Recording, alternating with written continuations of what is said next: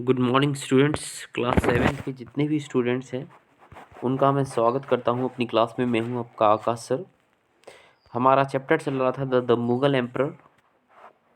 इसके बाद एक और पार्ट आएगा और ये चैप्टर ख़त्म हो जाएगा, द मुगल एम्परर। ठीक है, तो चलिए स्टार्ट करते हैं।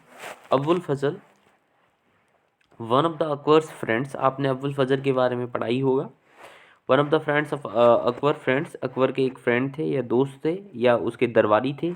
एंड कोर्टियार्ड्स रोड द एंड कोर्टियार्ड्स था या दरबारी था।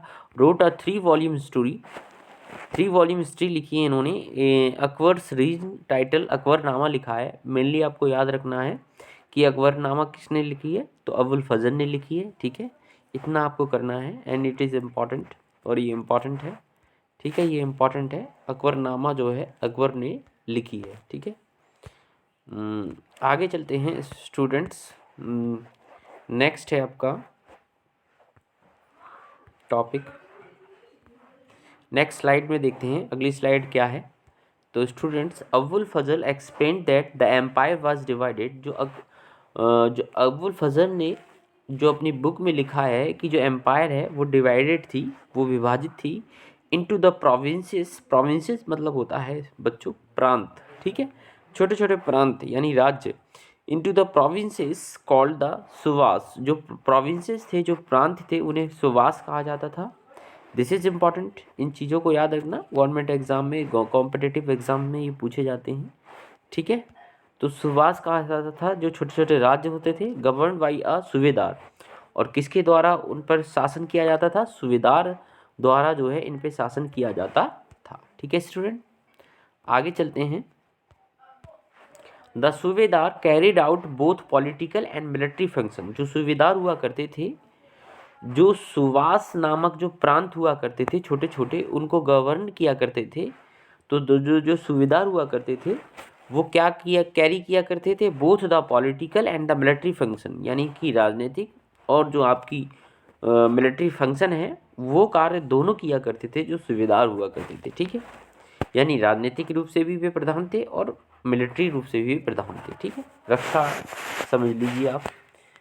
Each provinces also had a financial officer और दीवान। प्रत्येक जो प्रांत का एक जो है वित्तीय अधिकारी भी हुआ करता था, जिसे क्या कहते थे? दीवान कहा करते थे। ठीक है स्टूडेंट, नेक्स्ट स्लाइड में देखते हैं क्या है। Next, Akbar nobles commanded large armies and had access to large amount of revenue. Akbar की जो एक नोबल सेना थी, कमांडेड करते थे उसको Akbar's nobles commanded a large आर्मीज।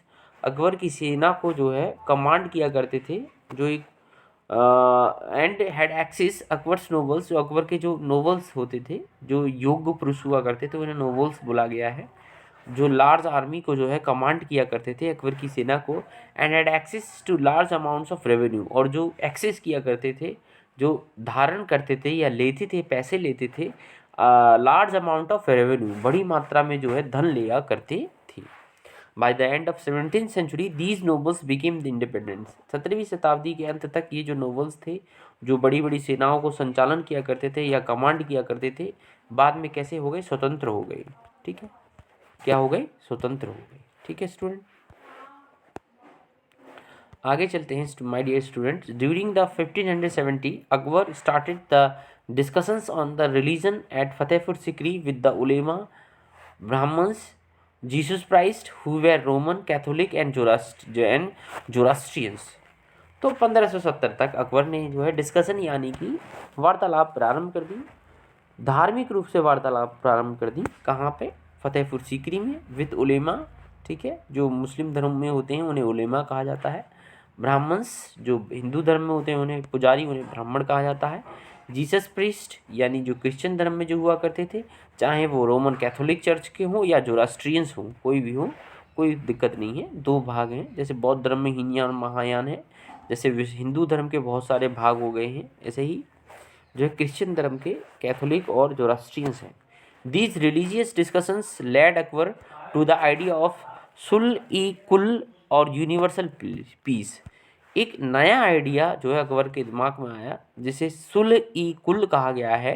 ठीक है, और जिसे इंग्लिश में कहा गया है यूनिवर्सल पीस। ठीक है, वैश्विक शांति कहा गया है, वैश्विक शांति। नेक्स्ट स्लाइड चलते हैं स्टूडेंट।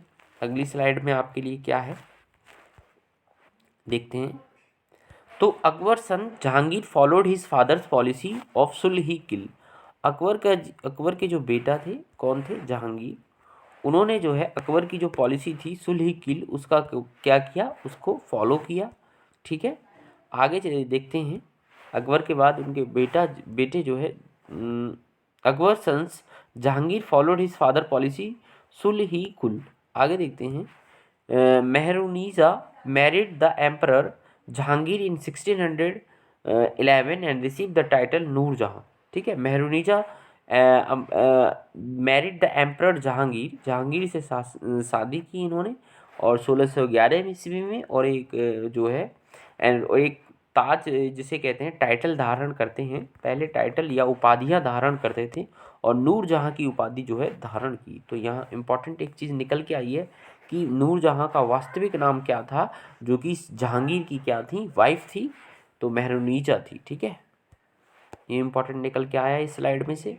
आगे है, सी वॉज वेरी सुपरटिव टू द मोनैर्क। वो कैसी थी, जो मोनैर्क मतलब राजतंत्र के प्रति कैसी थी, बहुत सुपरटिव थी। ठीक है, आगे देखते हैं। मोनैर्क मतलब जानते हो ना, मोनैर्की मतलब राजतंत्र। ठीक है, आगे है, the Mughal empire exercise a great deal of influence and power. Mughal empire जो था, जो मुगल राज्य था, उसने क्या एक्सरसाइज किया था, great deal of influence and power, प्रभाव डाला था अपनी शक्ति का। But by the end of the 17th century the authority of Mughal empire declined. और 17वीं शताब्दी तक जो मुगल एम्पायर की जो अथॉरिटी थी वो डिक्लाइन यानी गिरावट होने लगी उनकी अथॉरिटी में। ठीक है, उनके शासन में, which gave rise to many independent provinces, जिसके थ्रू जो है बहुत सारे छोटे छोटे प्रांतों का जन्म हुआ। ठीक है, जब एक बड़ा राज्य की जो अथॉरिटी जो है उसकी शक्ति गिरती है छोटे छोटे, तो छोटे छोटे प्रांतों का जन्म होता है, छोटे छोटे इंडिपेंडेंट प्रोविंसेस का जन्म हुआ, जैसे like Hyderabad and Awadh provinces. ठीक है, एग्जाम्पल फॉर।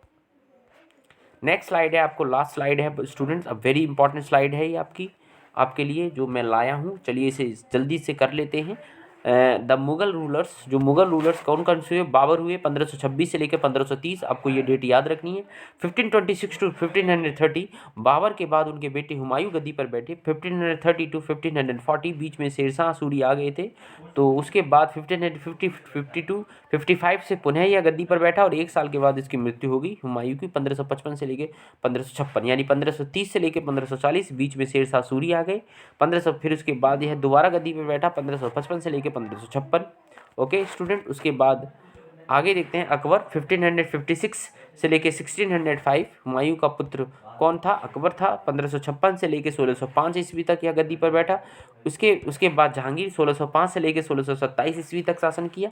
1605 से लेकर 1627 ईस्वी। उसके बाद आए शाहजहां 1627 से लेकर 1658, 1627 से लेकर 1658। उसके बाद औरंगजेब 1658 से लेकर 1707। एक तरह का आपको ये फॉर्फॉर्मा याद रखना है। लास्ट औरंगजेब जो महान शासक था 1658, मतलब एक शासक के रूप में, ये मैं नहीं कह रहा हूँ उसकी क्रूर नीतियाँ, क्रूर था शासक, क्रूर था, लेकिन उसके बाद जो है डिक्लाइन होने लग गया क्या, जो है आपका Mughal empire 1658 to 1707। Thank you very much.